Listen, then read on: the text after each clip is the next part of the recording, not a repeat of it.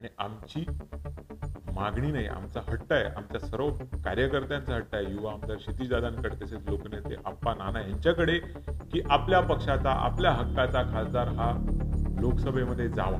लोकनेते माननीय श्री हितेंद्रजी ठाकूर जो उमेदवार देतील, आप्पा जो उमेदवार देतील, तो निवडून येईल. आणि आम्ही शीर्ष नेतृत्वाकडे मागणी केली. शीर्ष नेतृत्व, तुमच्या काय शीर्ष नेतृत्व जो कोणताही उमेदवार देईल त्या उमेदवाराचं काम आम्ही करू. 400 पण उरलेले 150, त्या 150 मध्ये एक आमचा सुद्धा असू शकतो की. नमस्कार, मैं सचिन दीक्षित एक बार फिर से आप सभी के सामने हाजिर हूं। लोकसभा चुनाव की सरगर्मी तेज हो चुकी है, उम्मीदवार का इंतजार है। उम्मीदवार पालघर लोकसभा क्षेत्र में अभी किसी दल ने घोषित नहीं किया है, ना ही बहुजन विकास आघाड़ी ने, ना ही महायुति यानी भारतीय जनता पार्टी और शिंदे की शिवसेना की गठबंधन वाली एनसीपी गठबंधन वाला महायुति ने भी नहीं किया है, और अभी तक उबाटा यानी उद्धव गुट के महाविकास आघाड़ी ने भी अभी तक नहीं किया है। लेकिन इंतजार है कि उम्मीदवार मैदान पर कब आता है। आइए हम उस शख्स से बात करते हैं जो बड़ी ही बारीकी से चुनावों के विश्लेषण पर विचार करता है, बड़ी ही बारीकी से जनता पर विकास कैसे किया जाए, उसका असर क्या होगा, इस पर विचार करता है। बात करते हैं उस शख्स से कि चुनाव के नतीजे क्या हो सकते हैं, और चुनाव से पहले जो वर्तमान स्थिति है उस पर बातचीत करते हैं, और उनके दल के विषय में बातचीत करते हैं। इस समय हमारे साथ हार्दिक राउत है, युवा हैं, माजी नगर सेवक हैं। आइए सीधे उनसे बातचीत करते हैं और जानते हैं कि इस समय की हवा क्या है। सबसे पहले आपको नमस्कार। नमस्कार सचिनजी, मी आपल्या चॅनलच्या माध्यमातून सर्व व्ह्युअर्सना होळी आणि येणाऱ्या धुलीवंदनाच्या आमचे लोकनेते, बहुजन विकास आघाडीचे अध्यक्ष माननीय श्री हितेंद्रजी ठाकूर, तसेच प्रथम महापौर राजीवजी पाटील, युवा आमदार क्षितिज ठाकूर, प्रथम महिला महापौर प्रवीणाताई ठाकूर, बोईसरचे आमदार राजेशजी पाटील आणि पालघर लोकसभेचे प्रथम खासदार बळीरामजी जाधव आणि संपूर्ण बहुजन विकास आघाडी टीमच्या वतीने होळी आणि धुलीवंदनाच्या हार्दिक हार्दिक शुभेच्छा। सवाल शुरू करूं, आपको भी शुभकामनाएं। पहला सवाल, क्या लगता है जिस तरीके की सरगर्मी चल रही है, लोकसभा चुनाव का पूरा पूरा बिसात बिछ चुका है, अब उसमें मैदान पर उतरने वाले उम्मीदवारों का इंतजार है कि लड़ाई कहे तेज होगी, आपकी तरफ से उम्मीदवार कब, कैसे और कौन हो सकता है, और क्या लगता है जो पूर्व काल में काम हुआ इस बीच में, जो 2019 से और 2024 के मध्य खासदार ने काम किया, पूर्व अब तो नहीं रह गए क्योंकि अब तो चुनाव आ गए हैं, तो वो सब, तो क्या उन्होंने ठीक संगते काम किया, इस प्रकार से होना चाहिए? सर्वप्रथम मी तुम्हाला एक माहिती देऊ इच्छितो की वेगवेगळ्या ठिकाणी तालुक्यामध्येच नाही तर जिल्ह्यामध्ये पालघर, डहाणू, जव्हार, मोखाडा, वाडा, विक्रमगड आणि वसई तालुक्यातला ग्रामीण भाग, वसई तालुक्यातला शहरी भाग, त्यामध्ये नालासोपारा आलं, वसई आलं, विरार आलं, सगळ्या ठिकाणी बहुजन विकास आघाडीच्या कार्यकर्त्यांचे मेळावे चालू आहेत। आणि त्या मेळाव्यांचं एकच मागणं आहे कार्यकर्त्यांचं आमच्या शीर्ष नेतृत्वाकडे की आपला हक्काचा उमेदवार असावा। कारण 2009 ला एका रात्रीमध्ये 12 दिवसामध्ये आम्ही आमचा उमेदवार प्रथम लोकसभेचे खासदार बळीरामजी जाधव यांना निवडून आणलं। त्यावेळेला जो विकास किंवा विकासाचा महापूर ह्या जिल्ह्यामध्ये आला, ह्या जिल्ह्यामध्ये आला हे मी सांगू इच्छितो कारण डहाणू लोकल त्यांच्या माध्यमातून चालू झाली। आज रोरो बोट सर्व्हिस तुम्ही बघतायत, त्याची सुरुवात सुद्धा त्यांनी केलेली पत्रव्यवहारासाठी। पाईपलाईन गॅस पालघर जिल्ह्याला मिळावा ह्यासाठी त्यांनी आटोकाट प्रयत्न करून तो मंजूर करून घेतला। दुर्दैव की लोकसभेचं इलेक्शन त्यावेळेला असंच आलं आणि टेंडर प्रोसेस पाईपलाईन गॅसची थांबली आणि त्या सुनामीमध्ये आमचा पण उमेदवार पडला आणि नवीन खासदार आले आणि ती योजना चालू होण्यासाठी पुढे 6-7 वर्षाचा कालावधी गेला। पण आमचे खासदार, तत्कालीन खासदार बळीरामजी जाधव, आमचे लोकनेते आप्पा, युवा आमदार क्षितिजदादा आणि संपूर्ण बहुजन विकास आघाडीची टीम यांनी पाठपुरावा करून ती योजना 2017-18च्या मध्यामध्ये कार्यान्वित केली आणि आज लोकांपर्यंत तो गॅस घरोघरी पाईपलाईननी पोहोचतोय। तर आपला खासदार का असावा हे कार्यकर्त्यांचं म्हणणं किंवा मागणं आहे आप्पा नाना क्षितिजदादांकडे की आम्ही महानगरपालिकेचे नगरसेवक म्हणून कार्यरत असताना जो केंद्राकडून येणारा निधी आहे तो निधी महानगरपालिकेच्याच विकासासाठी नाही तर DPDCला जिल्ह्याला विकासासाठी मिळवून देण्याचा ओघ 2009 ते 2014 ज्या पटीने होता त्या पटीने किंबहुना एकदम जर तुम्ही पर्सेंटेज बघितला तर 0 वरती ह्या 2015 नंतरच्या खासदारांनी आणला आहे.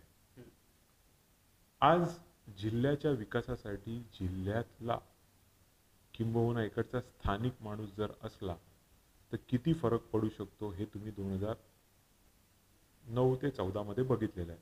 आणि आपला माणूस, आपला हक्काचा माणूस, आपल्या इकडचा, आपल्या पक्षाचा असला तर त्याच्यापर्यंत आपण तेवढ्याच प्रेमाने, तेवढ्याच गोष्टी छोट्या असो मोठ्या असो आपण केंद्र सरकारकडून कार्यान्वित करण्यासाठीचा पाठपुरावा करू शकतो. मी कोणावर आरोप प्रत्यारोप करण्यासाठी होळीची धुळवड आहे, रंग तर थोडेफार उठणार कारण इलेक्शन मध्ये आरोप प्रत्यारोप होणार. पण मी एवढं सांगू इच्छितो, आमच्या शीर्ष नेतृत्वाच्या कडे आम्ही मागणी केलेली आहे आपला हक्काचा खासदार असावा. आणि तुम्ही मगाशी म्हणाले की अजूभाईंनी ज्याप्रमाणे सांगितलं तर अजूभाई ने जो इंटरव्यू दिया था, उन्होंने, आपके प्रवक्ता हैं पार्टी के, उन्होंने कहा कि संभावनाएं हैं किसी युवा को, कोई पढ़ा लिखा होगा, कोई तरुण पूरी तरह मैदान पे उतरेगा, उसके जोश के साथ में समझदार होगा और सामाजिक होगा. तो इस लाइन से लग रहा है कोई युवा आहे. दुसरी एक बाजू सांगतो, त्यांनी त्याच्यामध्ये हे सुद्धा सांगितलेलं की 400 पण उरलेले 150, त्या 150 मध्ये एक आमचा सुद्धा असू शकतो की, आणि तो असायलाच पाहिजे, का नसायला पाहिजे. युवा उमेदवार हो सकता है, संभावना. आम्ही शीर्ष नेतृत्वाकडे मागणी केली आहे. शीर्ष नेतृत्व, तुमच्या काय म्हणणं आहे? शीर्ष नेतृत्व जो कोणताही उमेदवार देईल त्या उमेदवाराचं काम आम्ही करू. युवा असो, कोणताही उमेदवार, पक्षाने दिलेला आदेश हा आमच्यासाठी शिरसावंद्य आहे. पक्ष आदेशापुढे काही नाही. आम्ही जर 12 दिवसामध्ये त्यावेळेला जंग पछाडून खासदार निवडून आणला तर आता 2 महिन्याचा कालावधी आहे. आणि त्यावेळेला बोईसर आणि नालासोपारा आणि वसईची लोकसंख्या 50% होती. आज तुम्ही जर ती बघितली ती 60% आहे. नालासोपारामध्ये 500 विधानसभा मतदार केंद्र आहेत, वसईमध्ये 348 आहेत, बोईसरमध्ये 397 आहेत, आणि उर्वरित जे काही आहे ते डहाणू, विक्रमगड, पालघरमध्ये. तर वसई तालुका ठरवणार आहे की येणारा खासदार कोणता आहे. ये क्या लगता है कि आपको लगता है निर्णायक होगा वसई तालुका पूरी तरह आने वाले लोकसभा चुनाव में? तुमच्या माहितीसाठी सांगतो, मतदान मोजणी जेव्हा चालू होते तर सगळ्यात शेवटचं मतदान जे मोजलं जाते किंबहुना सगळ्यात मोठे राऊंड्स हे नालासोपारा मतदारसंघ आणि वसई मतदारसंघ आणि बोईसर मतदारसंघाचे होतात, कारण बाकीच्यांचे राऊंड्स तोपर्यंत संपलेले असतात. मग शेवटचा टप्पा जो आहे तो आपला, आणि तोच ठरवतो का कोण जिंकणार आहे. उम्मीदवार इस बार लगता है कि जो भी आएगा वो आपका जीतेगा, और वो 450 के पार वाला जो उमेदवार देतील, लोकनेते माननीय श्री हितेंद्रजी ठाकूर जो उमेदवार देतील, आप्पा जो उमेदवार देतील तो निवडून येईल. आणि आमची मागणी नाही, आमचा हट्ट आहे, आमच्या सर्व कार्यकर्त्यांचा हट्ट आहे, युवा आमदार क्षितिजदादांकडे तसेच लोकनेते आप्पा नाना यांच्याकडे, की आपल्या पक्षाचा, आपल्या हक्काचा खासदार हा लोकसभेमध्ये जावा. पंतप्रधान, लोकांना काही वेळेला गैरसमज असतात की इथे मत टाकलं म्हणजे ते पंतप्रधानाला जाणार. इथे जे मत आहे ते इकडच्या स्थानिक उमेदवाराला मत जाणार आहे, आणि आमचं मत हे कायम विकासाच्या जोडीला राहिलेलं आहे. लेकिन एक भ्रम पैदा किया जा रहा है कि आपका चूंकि महाराष्ट्र की सरकार को समर्थन है, हालांकि इसका उत्तर आपके प्रवक्ता जी ने दे दिया, लेकिन एक बार आपसे भी, कंफ्यूजन बहुत सारी रहती है. आपका जो यहाँ पर समर्थन है क्षेत्रीय राज्य स्तर पर, तो केंद्र में भी जब सरकार बनेगी तो आपका समर्थन वहीं जाएगा, तो कहीं ना कहीं जीत कर अगर आप आए तो आपका झुकाव उधर उसी केंद्र सरकार की तरफ होगा. मी सांगतो की ही सर्व वरिष्ठांच्या पातळीवर होणारी चर्चा. माझ्यासारखा कार्यकर्ता फक्त मागणी करू शकतो की आपला उमेदवार असावा. देणं न देणं, पाठिंबा कोणाला देणं हे सर्वश्रेष्ठ आमचे लोकनेते आप्पा ठरवतील, आणि आम्ही त्यांच्याकडे हट्ट करणार का यावेळी आपला उमेदवार असावा. 100%. धन्यवाद परत एकदा तुमच्या सर्व व्ह्युअर्सना होळी व धुळवडीच्या हार्दिक हार्दिक शुभेच्छा. लोकनेते आप्पा, बहुजन विकास आघाडीचे अध्यक्ष माननीय श्री हितेंद्रजी ठाकूर व संपूर्ण बहुजन विकास आघाडीची टीम यांच्यातर्फे होळी व धुळवडीच्या हार्दिक शुभेच्छा. ये थे हार्दिक राउत और इनका साफ तौर पर कहना है कि लोकसभा चुनाव के मैदान पर इस बार विजय हम निश्चित होंगे। अब देखना यह होगा कि इन जो कार्यकर्ताओं की लगातार मांग चल रही है।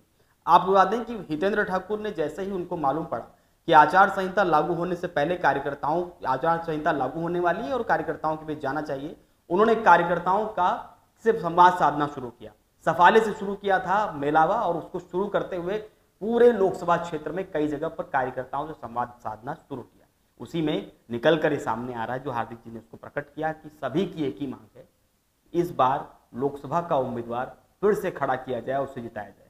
इस तरह की ऊर्जा है, लेकिन इस ऊर्जा का समावेश किस प्रकार होगा, इसका निर्णय क्या होगा, यह आने वाले सरगर्मी में मालूम पड़ेगा। आने वाले 20 दिनों में 25 दिनों में पूरी तस्वीर क्लियर हो जाएगी, साफ हो जाएगी और मालूम पड़ेगा कि मैदान में कौन फतेह कर सकता है। फिलहाल बहुजन विकास अघाड़ी पूरे जोश के साथ, हार्दिक जैसे युवा भी मैदान पर उतर चुके हैं और अपने उम्मीदवार जिताने के लिए पूरी तरह तैयार हैं। आज के लिए इतना ही, धन्यवाद।